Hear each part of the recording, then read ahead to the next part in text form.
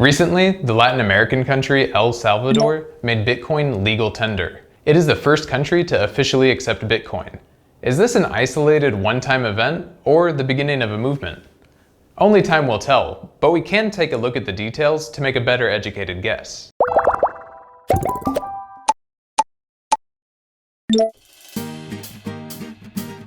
El Salvador's president, Nayib Bukele, has previously claimed that Bitcoin has a lot of potential for helping Salvadorans living abroad to send money back home. In more recent news, after 62 out of 84 votes in favor of the proposition, El Salvador voted to accept Bitcoin as legal tender. The government of El Salvador is working with Central American Bank for Economic Integration, or CABEI, to assist in the process of Bitcoin implementation in the country. CABEI's president, Dante Mossi, agrees that the adoption of Bitcoin will lower the cost of remittances Salvadorans send home from abroad. Mossi says that other countries are exploring the use of cryptocurrencies for remittances following El Salvador's lead. So now, let's take a look. Why did it happen in this country? And will more countries follow El Salvador? First off, it's important to note that El Salvador does not have its own fiat currency, and so most citizens use the US dollar as their fiat. This means that the conditions of the economy of the United States will influence El Salvador very directly. And of course, the price of the US dollar is also heavily influenced by the Fed, the central bank of the United States.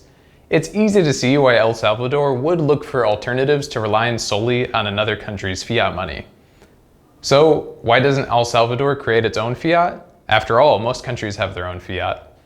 But for any country that does not already have its own fiat, establishing one is extremely costly.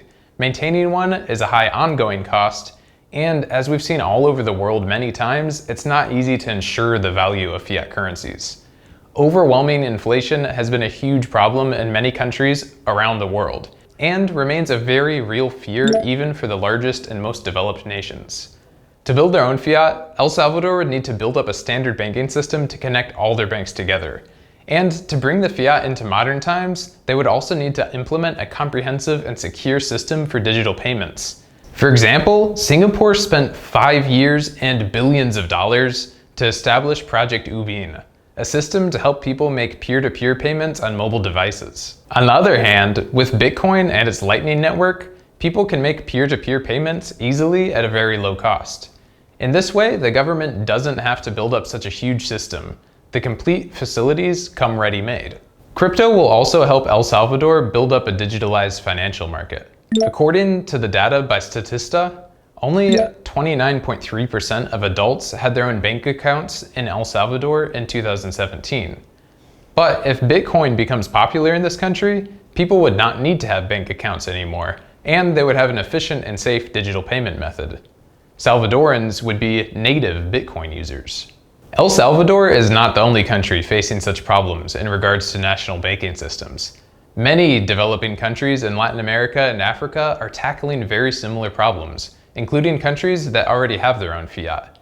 In many countries, due to undeveloped financial facilities, people cannot make digital fiat payments easily. In this area, crypto is perfectly situated to help. While this certainly isn't an exact comparison, it is interesting to consider this development from the prospect of leapfrog technologies. Most notably, cell phones. You've likely heard of this phenomenon before.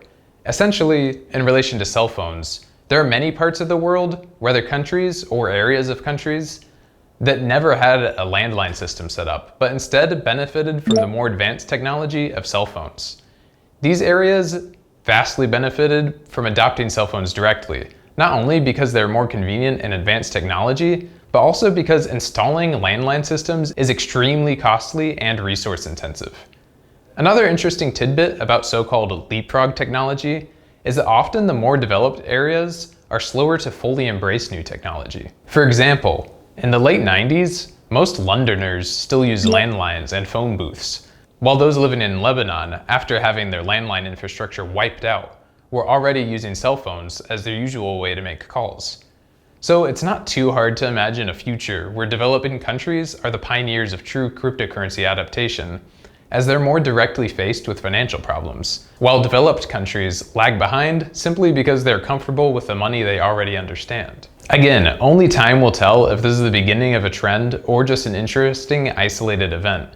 But with cryptocurrency so far developed, with the huge costs necessary to build and maintain financial facilities with their own fiat, and with even the most developed such financial facilities facing problems crypto has already solved, it's possible that cryptocurrency could become a leapfrog technology like cell phones. All right, that's it for today. I hope you enjoyed this video. If you did, remember to like it, say what you want to say in the comments, share the video with your friends, and subscribe to our channel. All right, see you next time. Bye-bye.